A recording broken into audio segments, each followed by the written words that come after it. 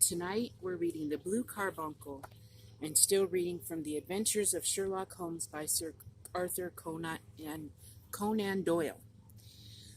I had called upon my friend Sherlock Holmes upon the second morning after Christmas with the intention of wishing him the compliments of the season.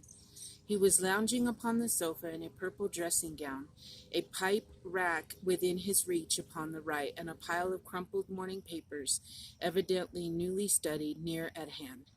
Beside the couch was a wooden chair, and on the angle of the back hung a very seedy and disreputable hard felt hat, much the worse for wear and cracked in several places. A lens and a forceps lying upon the seat of the chair suggested that the hat had been suspended in his manner for the purpose of examination. "You are engaged," said I. "Perhaps I interrupt you." "Not at all. I am glad to have a friend with whom I can discuss my results. The matter is a perfectly trivial one." He jerked his thumb in the direction of the old hat. "But there are points in connection with it which are not entirely devoid of interest and even of instruction." I seated myself in his armchair and warmed my hands before his crackling fire, for a sharp frost had set in, and the windows were thick with ice crystals. "I suppose," I remarked, that homely as it looks, this thing has some deadly story linked on to it, that it is the clue which will guide you in the solution of some mystery and the punishment of some crime." No crime," said Sherlock Holmes, laughing. "Only one of those whimsical little incidents which will happen when you have 4,000,000 human beings all jostling each other within the space of a few square miles. Amid the action and reaction of so dense a swarm of humanity, every possible combination of events may be expected to take place, and many a little problem will be presented, which may be striking and bizarre without being criminal. We have already had experience of such. So much so," I remarked, "that of the last 6 cases which I have added to my notes, 3 have been entirely free of any legal crime." Precisely, you allude to my attempt to recover the Irene Adler papers, to the singular case of Miss Mary Sutherland, and to the adventure of the man with the twisted lip. Well, I have no doubt that this small matter will fall into the same innocent category. You know Peterson, the commissioner? Yes, it is to him that this trophy belongs. It is his hat. No, he found it. Its owner is unknown. I beg that you will look upon it as a battered billycock, but as an intellectual problem, and first, as to how it came here. It arrived upon Christmas morning in company with a good fat goose, which is, I have no doubt, roasting at this moment in front of Peterson's fire. The facts are these. About 4 o'clock on Christmas morning, Peterson, who, as you know, is a very honest fellow, was returning from some small jollification and was making his way homeward down Tottenham Court Road. In front of him he saw in the gaslight a tallish man, walking with a slight stagger and carrying a white goose slung over his shoulder. As he reached the corner of Goodge Street, a row broke out between this stranger and a little knot of roughs. One of the latter knocked off the man's hat, on which he raised his stick to defend himself, and swinging it over his head, smashed the shop window behind him. Peterson had rushed forward to protect the stranger from his assailants, but the man, shocked at having broken the window and seeing an official-looking person in uniform rushing towards him, dropped his goose, took to his heels, and vanished amid the labyrinth of small streets which lie at the back of Tottenham Court Road. The roughs had also fled at the appearance of Peterson, so that he was left in possession of the field of battle and also of the spoils of victory.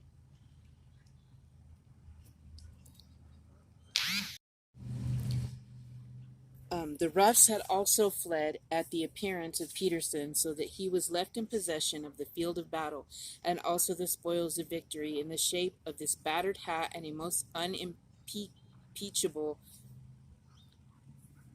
Christmas goose, which surely he restored to their owner. My dear fellow, there lies the problem. It is true that for Mrs. Henry Baker was printed upon a small card which was tied to the bird's left leg, and it is also true that the initials H.B. are legible upon the hundreds of Henry Bakers in this city of ours. It is not easy to restore lost property to any one of them. What then did Peterson do? He brought round both hat and goose to me on Christmas morning, knowing that even the smallest problems are of interest to me.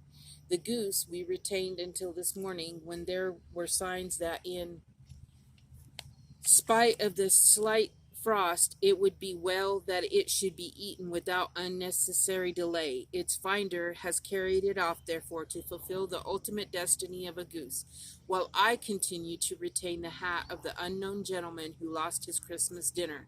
Did he not advertise? No. Then what clue could you have as to his identity? Only as much as we can deduce. From his hat? Precisely. But you are joking. What can you gather from this old battered felt? Here is my lens. You know my methods. What can you gather yourself as to the individuality of the man who has worn this article? I took the tattered object in my hands and turned it over rather ruefully. It was a very ordinary black hat of the usual round shape, hard and much the worse for wear. The lining had been of red silk, but was a good deal discolored. There was no maker's name, but as Holmes had remarked, the initials H.B. were scrawled upon one side. It was pierced in the brim for a hat secure, but the elastic was missing. For the rest, it was cracked, exceedingly dusty, and spotted in several places, although there seems to have been some attempt to hide that discolored patches by smearing them with ink. I can see nothing, said I, handing it back to my friend. On the contrary, Watson, you can see everything. You fail, however, to reason from what you see. You are too timid in drawing your inferences. Then pray tell me what is that you can infer from this hat. He picked it up and gazed at it in the peculiar introspective fashion which was characteristic of him. It is perhaps less suggestive than it might have been, he remarked, and yet there are a few inferences which are very distinct, and a few others which represent at least a strong balance of probability. That the man was highly intellectual is of course obvious upon the face of it, and also that he was fairly well-to-do within the last 3 years, although he has now fallen upon evil days. He had foresight, but has less now than formerly, pointing to a moral retrogression which, when taken with the decline of his fortunes, seems to indicate some evil influence, probably drink at work upon him. This may account also for the obvious fact that his wife has ceased to love him. My dear Holmes, he has, however, retained some degree of self-respect, he continued, disregarding my remonstrance. He is a man who leads a sedentary life, goes out little, is out of training entirely, is middle-aged, has grizzled hair which he has had cut within the last few days, and which he anoints with lime cream. These are the more patent facts which are to be deduced from his hat. Also, by the way, that it is extremely improbable that he has gas laid on his house. You are certainly joking, Holmes. Not in the least. Is it possible that even now, when I give you these results, you are unable to see how they are attained? I have no doubt that I am very stupid, but I must confess that I am unable to follow you. For example, how did you deduce that this man was intellectual? For answer, Holmes clapped the hat upon his head. It came right over the forehead and settled upon the bridge of his nose. It is a question of cubic capacity, said he. A man with so large a brain must have something in it. The decline of his fortunes, then. This hat is 3 years old. These flat brims curled at the edge came in then. It is a hat of the very best quality. Look at the band of ribbed silk and the excellent lining. If this man could afford to buy so expensive a hat 3 years ago and has had no hat since, then he has assuredly gone down in the world. Well, that is clear enough, certainly, but how about the foresight and the moral retrogression? Sherlock Holmes laughed. Here is the foresight, said he, putting his finger upon the little disc and loop of the hat secure.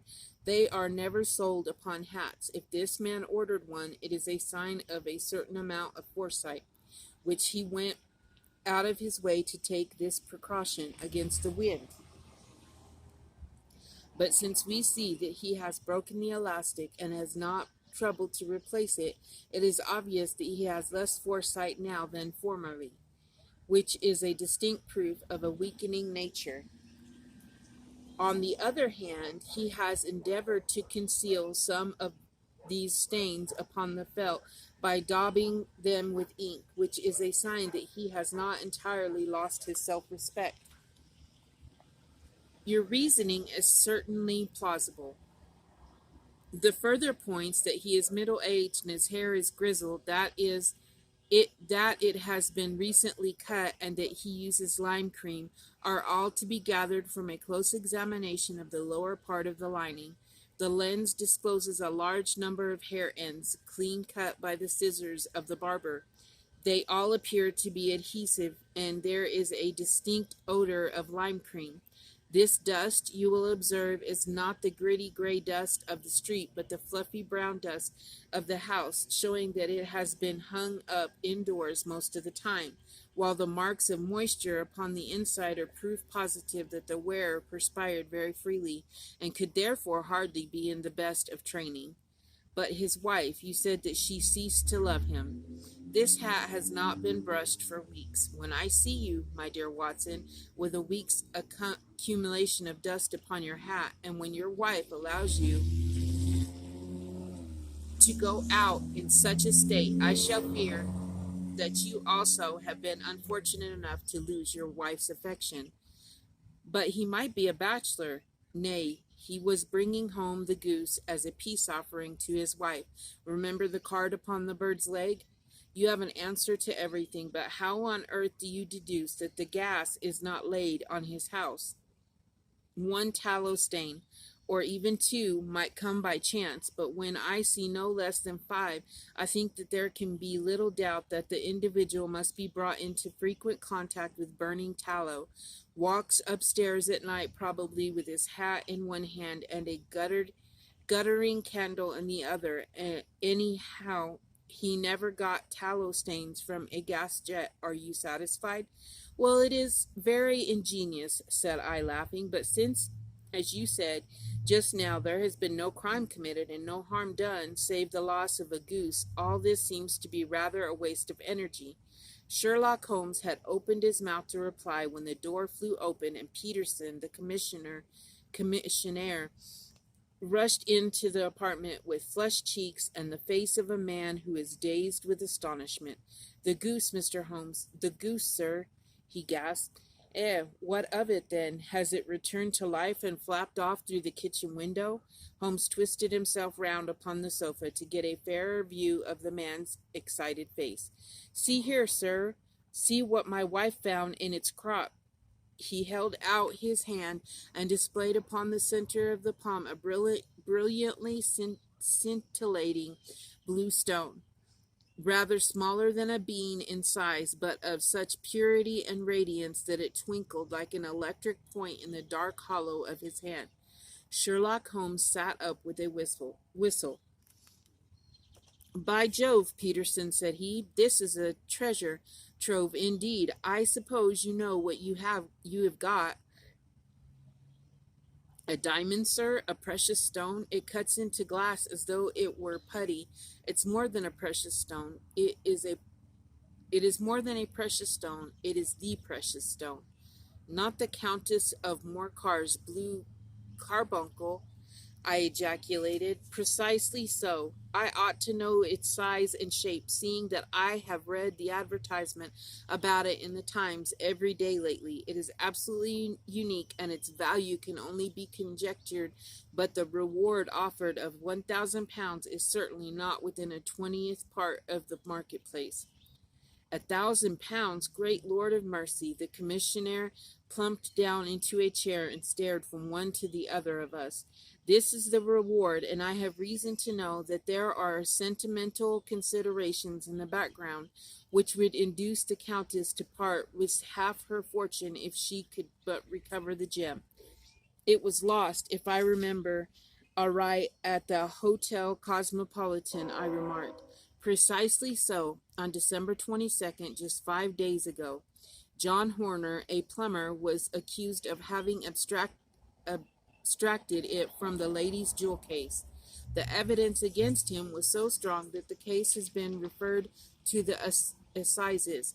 I have some account of the matter here, I believe. He rummaged amid his newspapers, glancing over the dates until at last he smoothed one out, doubled it over, and read the following paragraph. Hotel Cosmopolitan jewel robbery. John Horner, 26, plumber, was brought up upon the charge of having, upon the 22nd inst, abstracted from the jewel case of the Countess of Morcar the valuable gem known as the Blue Carbuncle. James Ryder, upper attendant at the hotel, gave his evidence to the effect that he had shown Horner up to the dressing room of the Countess of Morcar upon the day of the robbery in order that he might solder the second bar of the grate, which was loose. He had remained with Horner some little time, but had finally been called away. On returning, he found that Horner had disappeared, that the bureau had been forced open, and that the small morocco casket in which, as it afterwards transpired, the Countess was accustomed to keep her jewel, was lying empty upon the dressing table.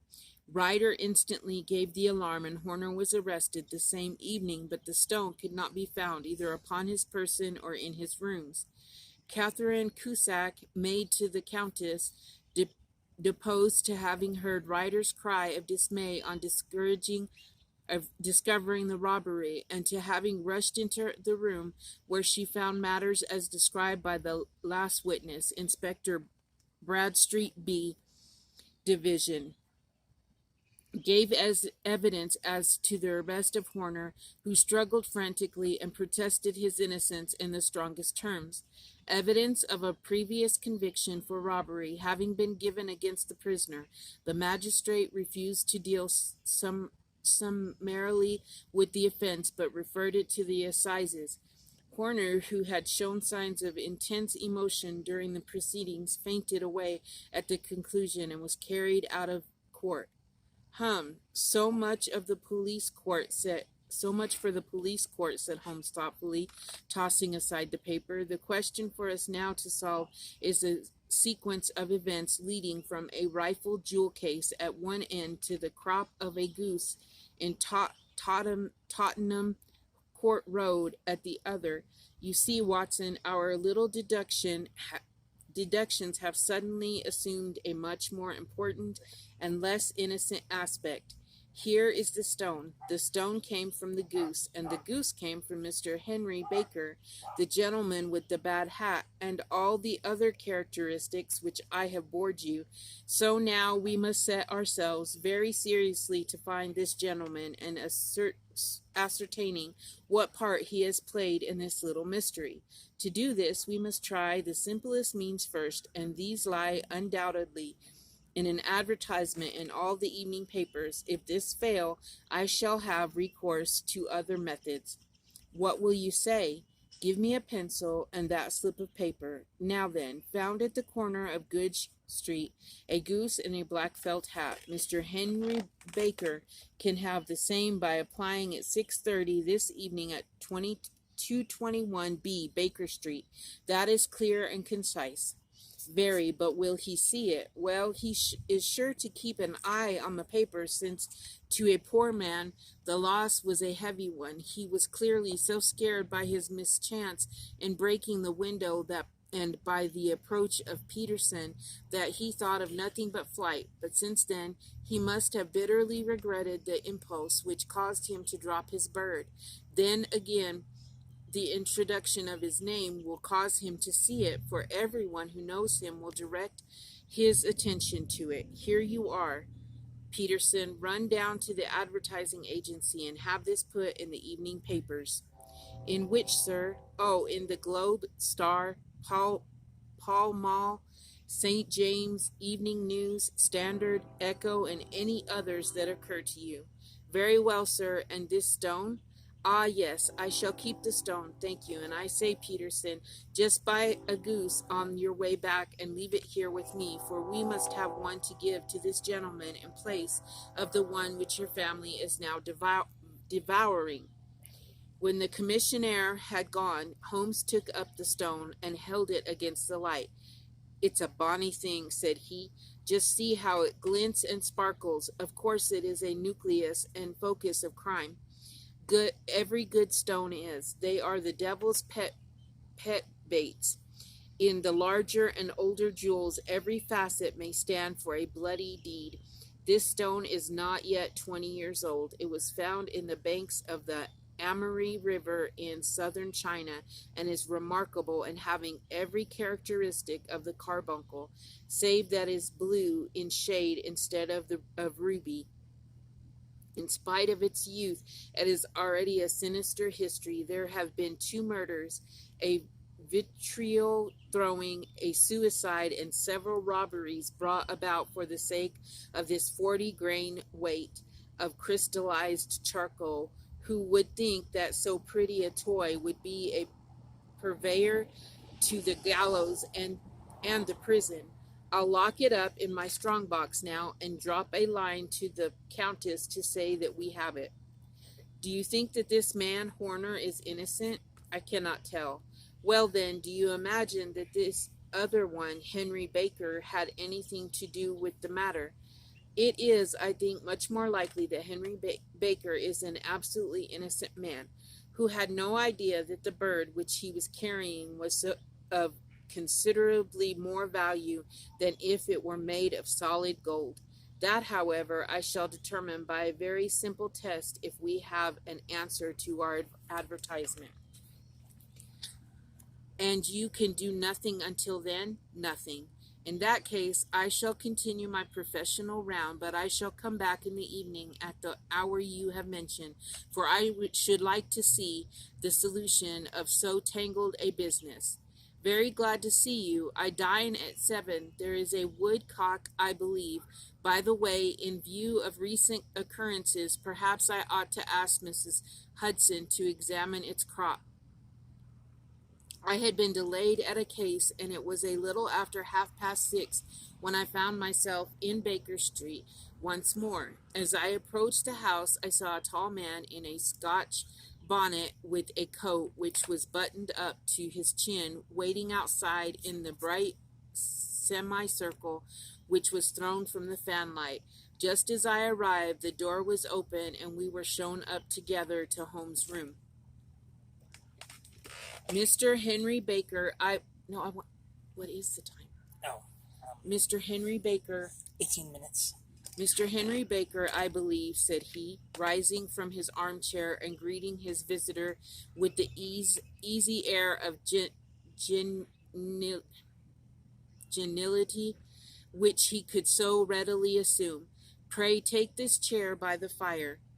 Mr. Baker, it is a cold night, and I observe that your circulation is more adapted for summer than for winter. Ah, Watson, you have just come at the right time. Is that your hat, Mr. Baker? Yes, sir, that is undoubtedly my hat. He was a large man with rounded shoulders, a massive head, a broad, intelligent face, sloping down to a pointed beard of grizzled brown. A touch of red in nose and cheeks, with a slight tremor of his extended hand, recalled Holmes' surmise as to his habits. His rusty black frock coat was buttoned right up in front, and the collar turned up, and his lank wrist produced from his sleeves without a sign of cuff or shirt.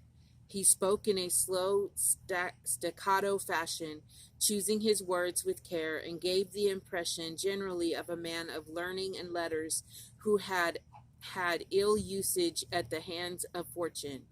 "We have retained these things for some days," said Holmes, "because we expected to see an advertisement from you giving your address. I am at a loss to know now why you did not advertise." Our visitor gave a rather shamefaced laugh. "Shillings have not been so plentiful with me as they once were," he remarked. "I had no doubt that the gang of roughs who assaulted me had carried off both my hat and the bird. I did not care to spend more money in a hopeless attempt at recovering them. Very naturally, by the way, about the bird, we were compelled to eat it. To eat it, our visitor half rose from his chair in his excitement. Yes, it would have been if no use to anyone had we not done so. But I presume that this other goose upon the sideboard, which is about the same weight and perfectly fresh, will answer your purpose equally well." "Oh, certainly, certainly," answered Mr. Baker, with a sigh of relief. "Of course, we still have the feathers, legs, crop, and so on of your own bird, so if you wish—" The man burst into a hearty laugh. "They might be useful to me as relics of my adventures," said he, "but beyond that I can hardly see what use the disjects membra of my late acquaintance are going to be to me. No, sir, I think that with your permission I will confine my attentions to the excellent bird which I perceive upon the sideboard." Sherlock Holmes glanced sharply across at me with a slight shrug of his shoulders. "There's your hat, then, and there your bird," said he. "By the way, would it bore you to tell me where you got the other one from? I am somewhat a fowl fancier, and I have seldom seen a better grown goose." "Certainly, sir," said Baker, who had risen and tucked his newly gained property under his arm. "There are a few of us who frequent the Alpha Inn near the museum. We are to be found in the museum itself during the day, you understand. This year our good host, Windigate by name, Windigate by name, instituted a goose club by which, on consideration of some few pence every week, we were each to receive a bird at Christmas. My pence were duly paid, and the rest is familiar to you. I am much indebted to you, sir, for a Scotch bonnet is fitted neither to my years nor my gravity." With a comical pomposity of manner, he bowed solemnly to both of us and strode off upon his way. "So much for Mr. Henry Baker," said Holmes, when he had closed the door behind him. "It is quite certain that he knows nothing whatever about the matter. Are you hungry, Watson?" "Not particularly." "Then I suggest that we turn our dinner into a supper and follow up this clue while it is still hot, by all means." It was a bitter night, so we drew on our ulsters and wrapped cravats about our throats. Outside, the stars were shining coldly into a cloudless sky, and the breath of the passers-by blew out into smoke like so many pistol shots. Our footfalls rang out crisply and loudly as we swung through the doctor's quarter, Wimpole Street, Harley Street, and so through Wigmore Street into Oxford Street. In a quarter of an hour we were in Bloomsbury at the Alpha Inn, which is a small public house at the corner of one of the streets which runs down into Holborn. Holmes pushed open the door of the private bar and ordered 2 glasses of beer from the ruddy-faced, white-aproned landlord. "Your beer should be excellent if it is as good as your geese," said he. "My geese?" The man seemed surprised. "Yes, I was speaking only half an hour ago to Mr. Henry Baker, who was a member of your goose club." "Ah, yes, I see, but you see, sir, them's not our geese." "Indeed, whose then?" "Well, I got the 2 dozen from a salesman in Covent Garden." "Indeed? I know some of them. Which was it? Breckenridge is his name. Ah, I don't know him. Well, here's your good health, landlord, and prosperity to your house. Good night. Now for Mr. Breckenridge, he continued, buttoning up his coat as we came out into the frosty air. Remember, Watson, that though we have no homely a thing as a goose at one end of this chain, we have at the end a man who will certainly get 7 years penal servitude unless we can establish his innocence. It is possible that our inquiry may but confirm his guilt, but in any case we have a line of investigation which has been missed by the police, and which a singular chance has placed in our hands. Let us follow it out to the bitter end, faces to the south, then, and quick march. He passed across Holborn, down Endell Street, and so through a zigzag of slums to Covent Garden Market. One of the largest stalls bore the name of Breckenridge upon it, and the proprietor, a horsey-looking man with a sharp face and trim side whiskers, was helping a boy to put up the shutters. "Good evening. It's a cold night," said Holmes. The salesman nodded and shot a questioning glance at my companion. "Sold out of geese, I see," continued Holmes, pointing at the bare slabs of marble. "Let you have 500 tomorrow morning." "That's no good." "Well, there are some on the stall with the gas flare." "Ah, but I was recommended to you." "Who by?" "The landlord of the Alpha." "Oh, yes, I sent him a couple of dozen. Fine birds they were, too. Now, where did you get them from?" To my surprise, the question provoked a burst of anger from the salesman. "Now then, mister," said he, with his head cocked and his arms akimbo, "what are you driving at? Let's have it straight now." "It is straight enough. I should like to know who sold you the geese which you supplied to the Alpha." "Well, then, I shan't tell you so now." "Oh, it is a matter of no importance, but I don't know why you should be so warm over such a trifle." "Warm? You'd be as warm, maybe, if you were as pestered as I am. When I pay good money for a good article, there should be an end of the business, but it's where are the geese? And who did you sell the geese to? And what will you take for the geese? One would think they were the only geese in the world, to hear the fuss that is made over them." "Well, I have no connection with any other people who have been making inquiries," said Holmes carelessly. "If you won't tell us, the bet is off. That is all. But I'm always ready to back my opinion on a matter of fowls, and I have a fiver on it that the bird I ate is country bred." "Well, then, you've lost your fiver, for it's town bred," snapped the salesman. "It's nothing of the kind." "I say it is." "I don't believe it. Do you think you know more about fowls than I, who have handled them ever since I was a nipper? I tell you that all those birds that went to the Alpha were town bred. You'll never persuade me to believe that. Will you bet, then?" "It's merely taking your money, for I know that I am right, but I'll have a sovereign on with you just to teach you not to be obstinate." The salesman chuckled grimly. "Bring me the books, Bill," said he. The small boy brought round a small thin volume and a great greasy-backed one, laying them out together beneath the hanging lamp. "Now then, Mr. Cocksure," said the salesman, "I thought that I was out of geese, but before I finish you'll find that there is still one left in my shop. You see this little book? Well, that's the list of the folk from whom I buy. Do you see?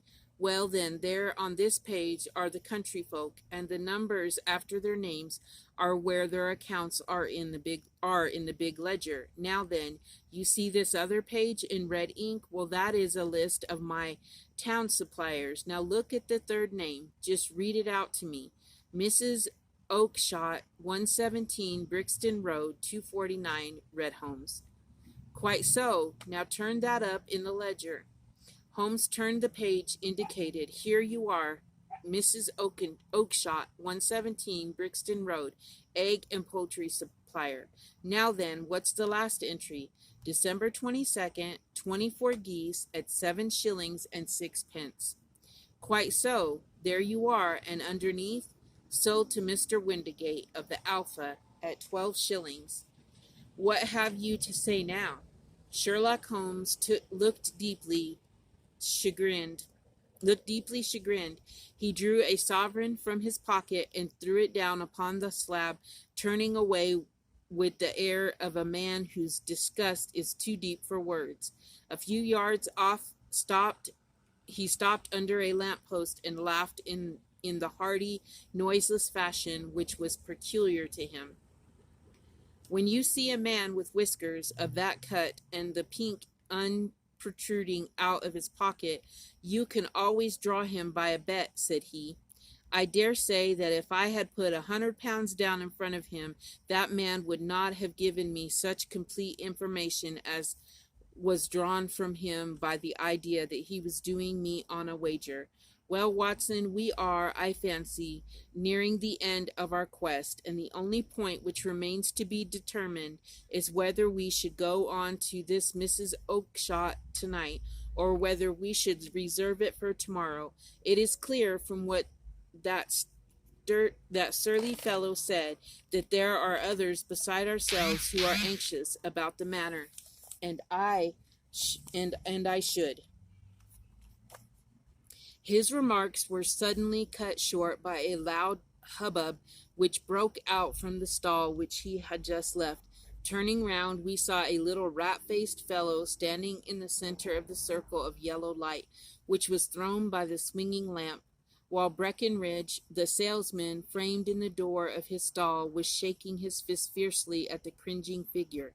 I've had enough of you and your geese, he shouted. I wish you were all at the devil together. If you come pestering me any more with your silly talk, I'll set the dog at you. You bring Mrs. Oakshott here, and I'll answer her. But what have you to do with it? Did I buy the geese off you? No, but one of them was mine, all the same, whined the little man.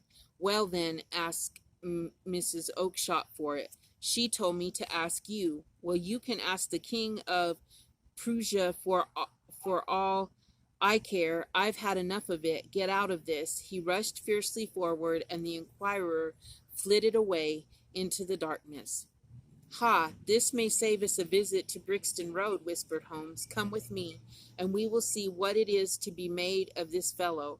Striding through the scattered knots of people who lounged round the flaring stalls, my companion speedily overtook the little man and touched him upon the shoulder. He sprang round, and I could see in the gaslight that every vestige of color had been driven from his face. Who are you, then? What do you want? He asked in a quavering voice. You will excuse me, said Holmes blandly, but I could not help overhearing the question which you put to the salesman just now. I think that I could be of assistance to you. You? Who are you? How could you know anything of the matter? My name is Sherlock Holmes. It is my business to know what other people don't know, but you can know nothing of this. Excuse me, I know everything of it. You are endeavoring to trace some geese which were sold by Mrs. Oakshott of Brixton Road to a salesman named Breckenridge, by him in turn to Mr. Windigate of the Alpha, and by him to his club, of which Mr. Henry Baker is a member. Oh, sir, you are the very man whom I have longed to meet, cried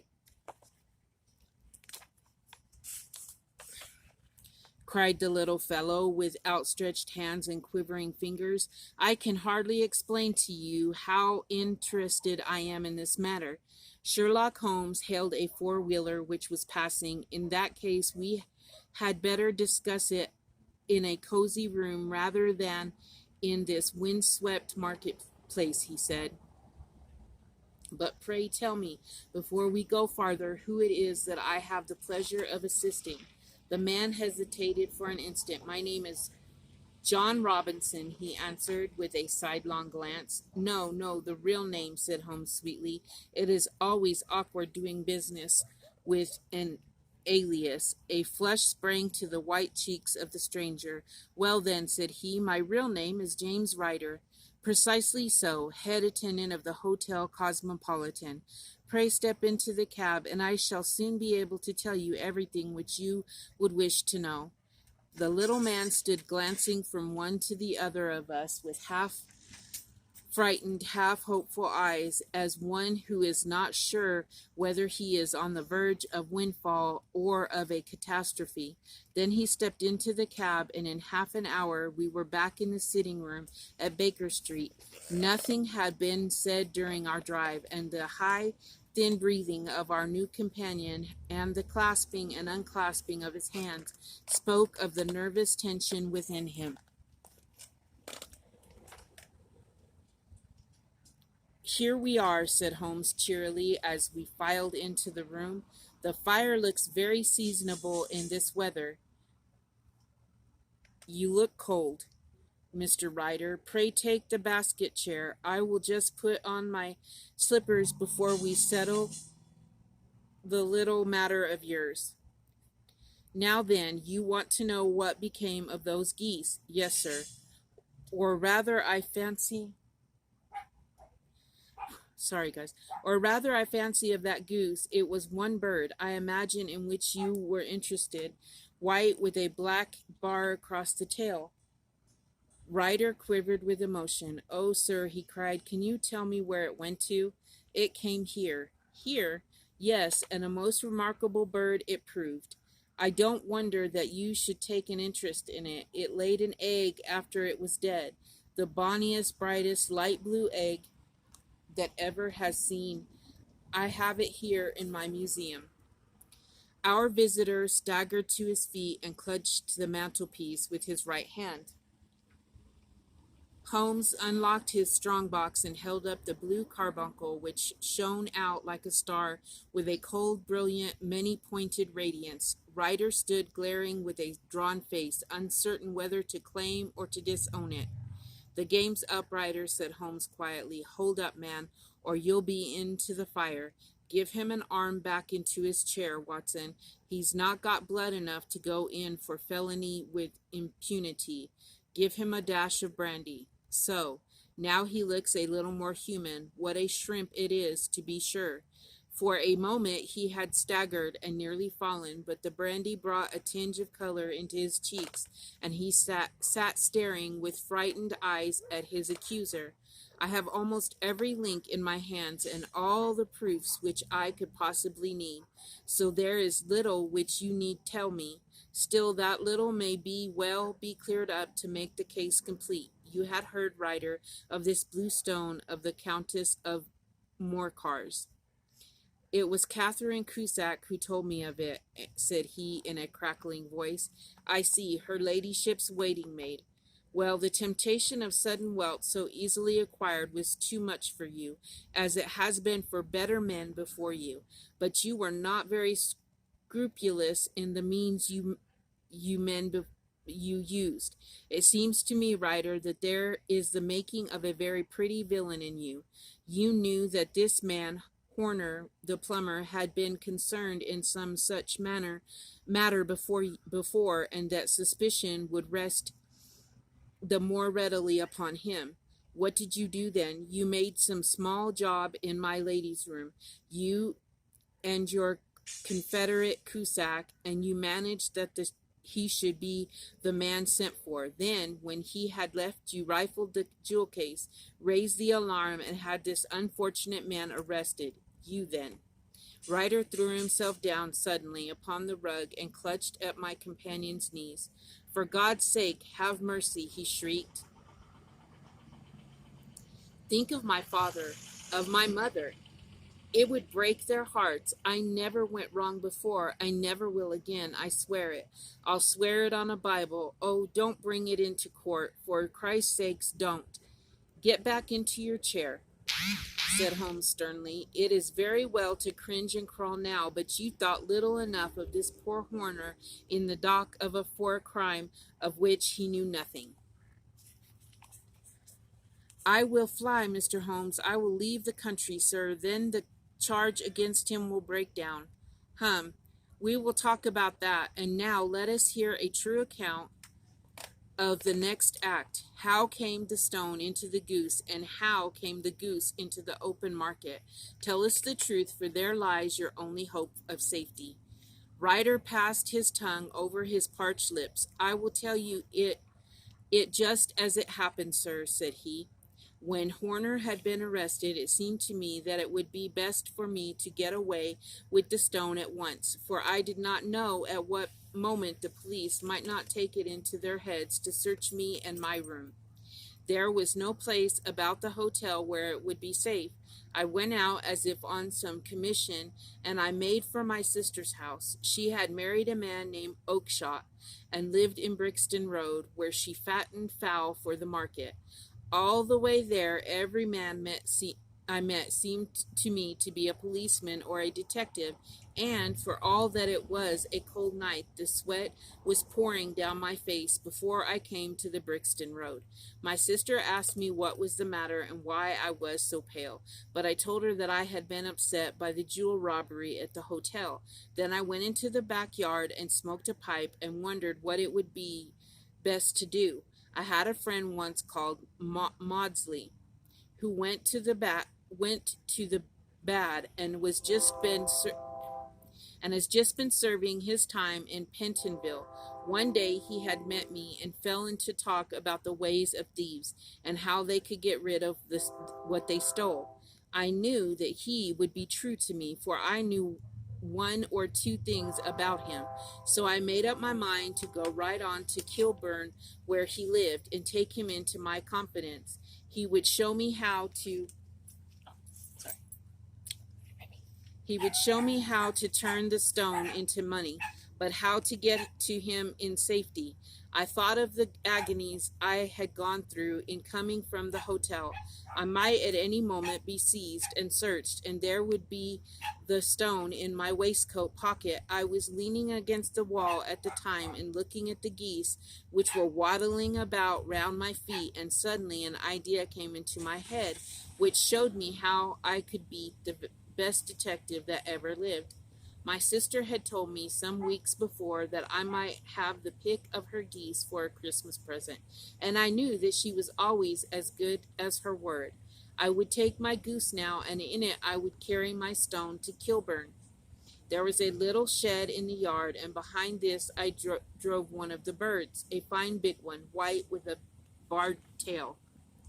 I caught it, and prying its bill open, I thrust the stone down its throat as far as my finger could reach. The bird gave a gulp, and I felt the stone pass along its gullet and down into its crop. But the creature flapped and struggled, and out came my sister to know what was the matter. As I turned to speak to her, the brute broke loose and fluttered off among the others. "Whatever were you doing with that bird, Jem?" says she. "Well," said I, you said you'd give me one for Christmas, and I was feeling which was the fattest." "Oh," says she, "we've set yours aside for you, Jem's bird, we call it. It's the big white one over yonder. There's 26 of them, which makes one for you and one for us, and 2 dozen for the market." "Thank you, Maggie," says I, "but if it is all the same to you, I'd rather have that one I was handling just now." "The other is a good 3 pound heavier," said she, "and we fattened it expressly for you." "Never mind, I'll have the other, and I'll take it now," said I. "Oh, just as you like," said she, a little huffed. "Which is it you want, then?" "That white one with the barred tail, right in the middle of the flock." "Oh, very well, kill it and take it with you." Well, I did what she said, Mr. Holmes, and I carried the bird all the way to Kilburn. I told my pal what I had done, for he was a man that it was easy to tell a thing like that to. He laughed until he choked, and we got a knife and opened the goose. My heart turned to water, for there was no sign of the stone. I knew that some terrible mistake had occurred. I left the bird, rushed back to my sister's, and hurried into the backyard. There was not a bird to be seen there. "Where are they all, Maggie?" I cried. "Gone to the dealers, Jem." "Which dealers?" "Breckenridge of Covent Garden." But was there another with a barred tail? I asked, the same as the one I chose. Yes, Jem, there were two barred-tailed ones, and I could never tell them apart. Well, then, of course I saw it all, and I ran off as hard as my feet would carry me to this man Breckenridge, but at he had sold the